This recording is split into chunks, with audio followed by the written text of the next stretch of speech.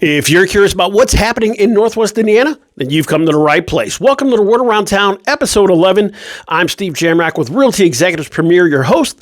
And in this podcast, I like to talk a little bit about real estate and a lot about what's going on in our Northwest Indiana communities. And this week, guys, it is jam-packed with information for you. We have a new month, so it's time to take a quick check-in on home values. Zillow is back in the news again. We'll talk about that. Amazon is planning another huge investment in Northwest Indiana, but not everybody's happy about it. A cult favorite in fast food is still planning on opening in the region. The West Lake Corridor of the South Shore is now the Monon Corridor, and it appears we have an open date for the train line. The new Southlake YMCA Sports Center is scheduled to open in January. The new restaurant in Schererville that has opened to the rave reviews, and a new sub shop open in Crown Point. A new bar and restaurant has opened in Highland, but not where you would expect one to open. And another major medical complex expansion is happening in the region. And the revitalization of downtown Hammond got a big boost here recently. All that and more. And if this is your first time here, thank you for tuning in and watching. Greatly appreciate you. I'd be honored if you took a second, hit that subscribe button. If you like what you hear, give it a thumbs up. And of course, share this with all your friends, family, and anybody you know who may be interested in what I have to say and hearing about what's going on in Northwest Indiana. And of course, any questions, suggestions, or comments, leave them below and I will get back to you. Now sit back, relax, and let's talk about what's going on in Northwest Indiana. So with December here, that means we have a new month. So I like to go ahead and always kind of take a look back at what's happening with home values in Northwest Indiana on a monthly basis. And I did a deep dive of the median sales price in all of our communities, and I posted those to my Facebook and Instagram pages. So if you're looking for a list of all the median sales prices happening in Northwest Indiana right now, go ahead and check out my Facebook or Instagram page there and give it a follow while you're there. I'd greatly appreciate you if you did that. But otherwise, I'm not going to sit here and read all the numbers to you. You'd probably fall asleep quicker than you normally would listening to this podcast. But instead, I just want to cover a couple communities that kind of really stood out, or I found that their numbers were kind of interesting here. And by doing just these handful of communities, you'll get the gist of what's going on with home values in Northwest Indiana. So these are values year to date versus the same time this year. So I'm sorry, let me rephrase that. They are from January 1st, 2024 through November 30th, 2024 versus the same time this year, January 1st, 2025 to November 30th, 2025. And Crown Point, we're going to start off with, because they're knocking on the door of having a median sales price of $400,000. Crown Point checked in with a median sales price of $390,000 here year to date for 2025. That's up from $370,000 from the same time last year. St. John is still leading the way with a median sales price of $535,000, up from $515,000 last year. Schererville also saw a huge gain, jumping from $411,000 in 2024 to $425,000 this year. And Munster and Dyer are also closing in on that $400,000 median sales price mark. Munster has a median sales price of $389,000, and that is up from $365,000 in 2024. Dyer went from $362,000 all the way to $390,000 in 2025. Valpo had a small gain going from $371,000 to $380,000 in 2025. And Lowell had a wonderful jump going from $335,000 all the way up to $365,000 in 2025. And last but not least, the city of Gary rounds us off with a very strong year. In 2024, they had a median sales price of $94,000, and this year they are on pace with a median sales price of $111,000. So, again, overall, home values throughout Northwest Indiana remain strong. Have we seen the market slow down? We sure have, especially throughout the fourth quarter. There's certain areas, certain pockets of properties that you would have thought would have flew off the market that are sitting much longer and are still on the market still. But there are homes that are still moving quickly as well. But it's Is it the time of year, or is this a full market shift? It's probably a little bit of both. But home values, again, are still very strong. And if you are a homeowner, as long as you have not refinanced out to the max or taken out huge lines of lines of credit in your property, then you're still sitting in a strong position as your equity position continues to grow. And moving forward into 2026, I'll do a more of a detailed prediction show later on as we get closer to the end of the year. But as of right now, all signs indicate that home values should remain strong heading into the new year. Now, Zillow is back in the news again, and they've recently announced that they are removing their climate risk data from their portals, both their website and their app. If you search for homes on Zillow, you would notice that once you open their site and you searched a property, it would also rate their climate risk data, whether that's based on potential flooding in the area, wind damage, fire damage, earthquake, etc. The problem was that a lot of that information that they were listing on their site and rating was found to be incorrect or inaccurate, and from pressure from the real estate industry and mainly the California Regional Multiple Listing Service put the pressure on Zillow to remove that from their site.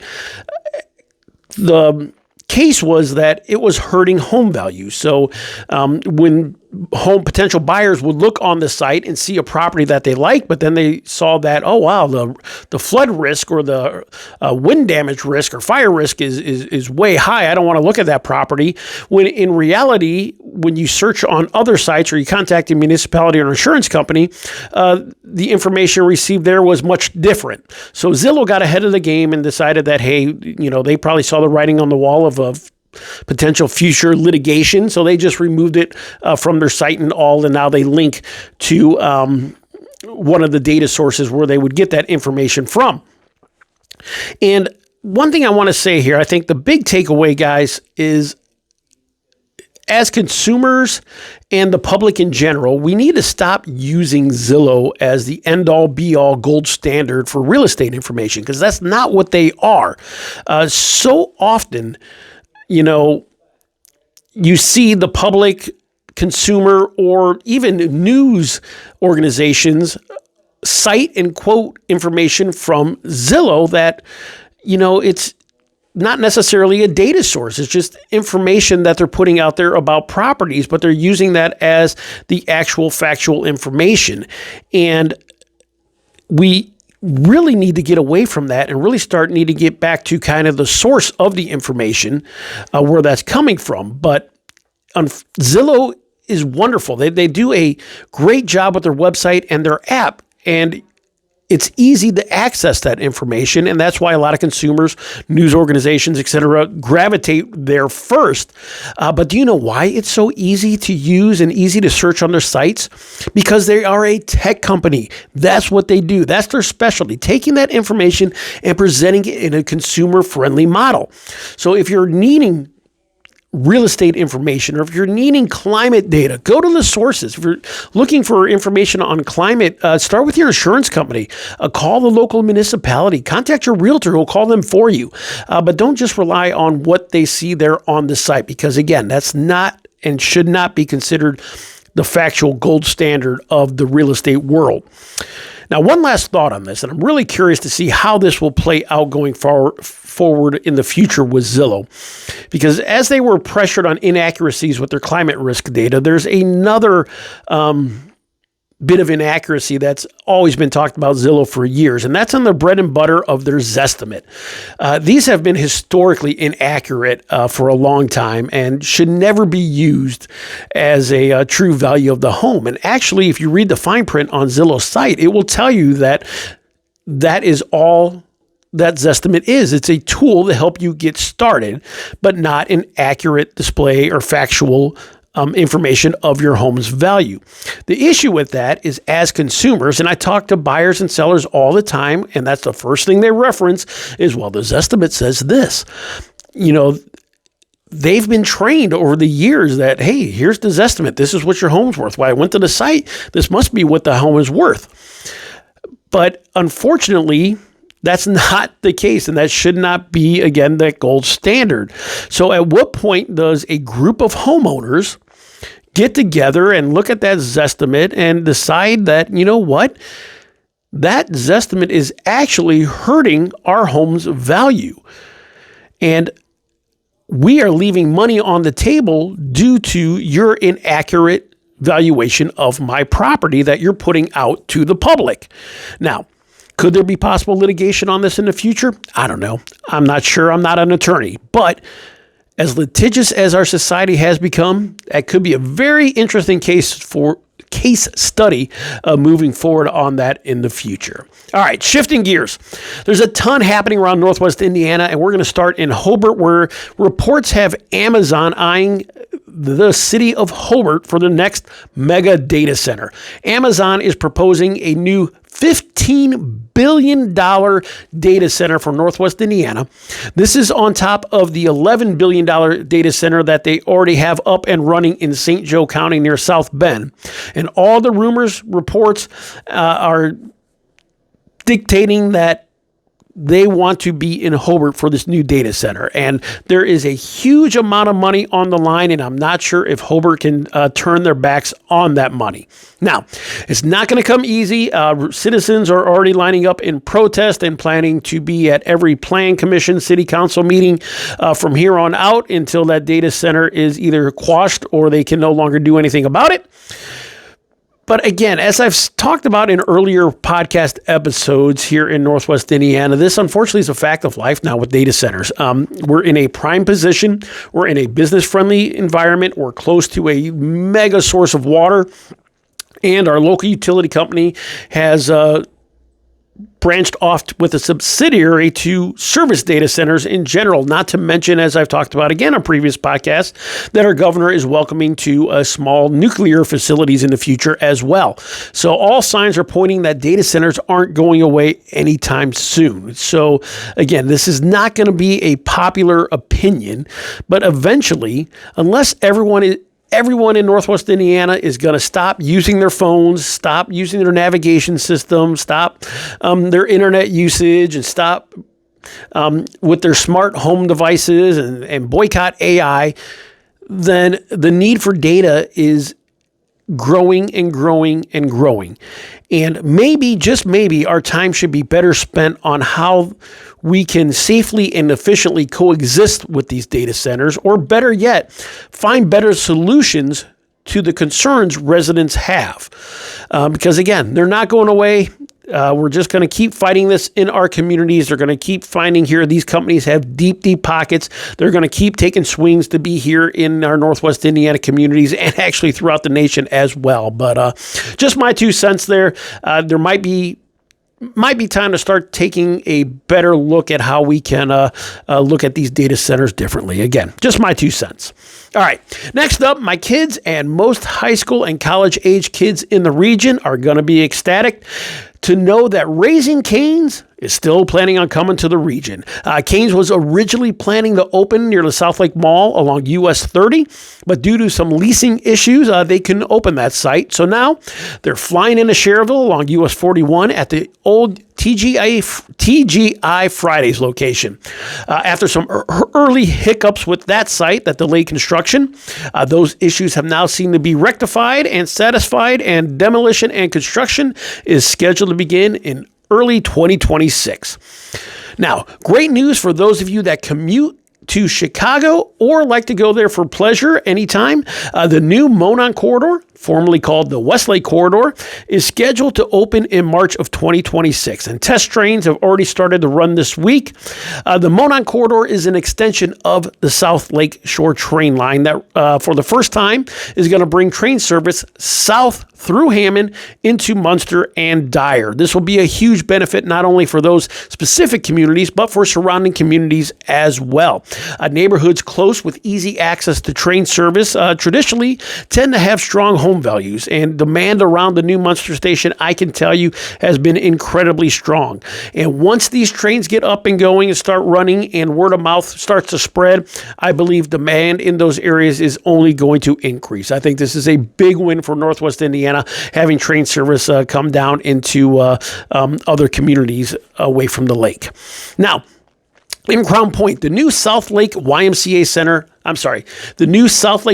Sports Center located on Main Street, just north of the existing Southlake YMCA, is opening to its members on January 2nd. Once open, it will be the largest sports facility in Northwest Indiana, featuring 8 basketball courts, 8 volleyball courts, and 12 pickleball courts, all indoors, and will include a lounge, a cafe, a locker room, and a pro shop. Just another great benefit to Crown Point and Northwest Indiana and the members of the YMCA. There's a new restaurant in the region that has just created a huge amount of buzz. Lincoln and Wicker, located on the intersection of US 30 and 41 in the old Burger House location, has opened to rave reviews. I have not personally been yet, but just looking at some of the pictures and videos online and reading reviews and listening to people talk about it in the word of mouth, it just sounds like just an amazing restaurant and something that is totally different that we do not have here in Northwest Indiana. So it's a really exciting times as more and more of these types of unique dining experiences offering different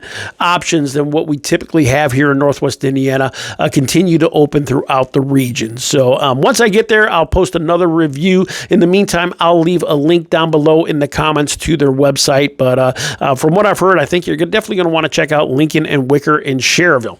Now, if you're looking for something a little faster and more casual to eat, Penn Station Subs is now open in Crown Point, located in the rapidly growing 109th Avenue corridor, next to the future Panera Bread and the current Bona Beef, offering another fresh sandwich option in Crown Point. And over in Highland, a new bar and restaurant is opening where you least expect it. The Athletic Performance Factory on 45th Avenue, that would be just east of Kennedy, has opened a full-service bar and restaurant inside their facility. So now while you take your kids there to train for baseball or their athletic training, you can go to the restaurant, sit there, watch your favorite sporting event, have a drink, have a bite to eat, and they also have sports simulators on site for your golf game, soccer game, or all other simulated games there as well. So pretty cool option to have in an athletic training facility. That building, it's a really unique building anyway. It's really very nicely done there. I'm a little disappointed it wasn't done when my kid used to train there, but on the same time, that probably would have made for some very long days spent at the Athletic Performance Factory in Highland. An exciting medical expansion is happening in Munster. Chicago's Rush University Hospital is expanding its current outpatient center by 1,000 square feet to add additional specialists there. Now, this goes along with its 30,000 square foot medical center that it's currently under construction along Calumet Avenue. That center is going to house Midwest orthopedics. This continues a trend throughout Northwest Indiana of quality specialized care that you would typically only find in the city that is now being offered throughout Northwest Indiana. So just another great benefit to have in our Northwest Indiana communities. Now, on the flip side, an old medical center is being redeveloped. Franciscan Health recently deeded the former St. Margaret Hospital site over to the city of Hammond, and in turn, a developer has already approached the city with a proposed $100 million development for that site. Now, no details or information has leaked out yet about what the plans are for the site, but the sheer size of the development could supercharge the revitalization of downtown Hammond. So exciting things continue to happen in Hammond and the North Township communities around there. So that is what's happening in Northwest Indiana. Now let's take a look at some of the events that will be going on this weekend throughout the region. And I want to start with a rising star in the region for live music. The 912 Event Center and Music Venue in Griffith, located on Klein Avenue and Ridge Road. They've been bringing some awesome musical acts to the region here for some time now since they opened. And this weekend, they have a jam-packed schedule. Starting Friday, December 5th, the Chicago 6 Band featuring Dan Hampton will be performing. And on Saturday afternoon, they're hosting a Winterland Market and a choir showcase. Saturday evening, Unforgiven, a Metallica tribute band, takes the stage. And on Sunday, you can have brunch with Santa, and you will definitely not want to miss the Echoes of Christmas. That is Echoes of Pompeii, a very popular band here in Northwest Indiana, otherwise known as Mr. Funny Man. They transform into Echoes of Christmas and put on a wonderful Christmas show every year. So you definitely want to check that out. If you haven't got tickets to Echoes of Christmas yet, don't miss out. Friday and Saturday in Lake County, at the Lake County Fairgrounds, is the annual Santa Market brought to you by Hometown Happenings, offering all kinds of great homemade and unique holiday items and gift ideas, along with great food and entertainment. Again, that's this Friday and Saturday at the Lake County Fairgrounds. On Sunday, December 7th, in downtown Crown Point, the Crown Point Chamber of Commerce is hosting its first Christmas at Bulldog Park, offering ice skating, food, music, carriage rides, and more. On Friday, December 5th, you can bundle up and enjoy a full moon hike at the Indiana Dunes State Park. Meet at the Beach Pavilion at 6 p.m. and enjoy hiking underneath a full moon on a winter's day. Friday, December 5th, you can enjoy the City of Whiting's illuminated Christmas parade starting at 7 p.m. along the world-famous 119th Avenue. And for my jam band friends, Mr. Blotto takes the stage at the Hard Rock Northern Indiana Casino at 9 p.m. on Friday. And on Saturday, all my Gen Xers, you can go ahead and check out Rearview Mirror, a Pearl Jam tribute. They take the stage at 10:30 at the Hard Rock. In Valparaiso, you can check out a live performance of A Charlie Brown Christmas at the Chicago Street Theater. Performances are scheduled for Friday, Saturday, and Sunday, all the way through Christmas. On Saturday, December 6th, the Northwest Indiana Symphony presents a Holiday Pops concert at the Valparaiso High School starting at 7:30 p.m.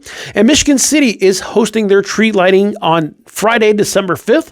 And then you could head back out there on December 6th, Saturday, for their holiday market and their illuminated Festival of Lights parade that night. And finally, on December 6th in the morning, you can head over to Hammond, who is hosting their holiday parade starting from Gavitt High School and finishing up at the Sportsplex. That parade kicks off at 10 a.m. So, man, there is a lot happening in Northwest Indiana. If you can't find your holiday spirit, you just aren't looking hard enough. So, guys, thanks so much for tuning in and watching. Greatly appreciate you, and we'll talk to you next week.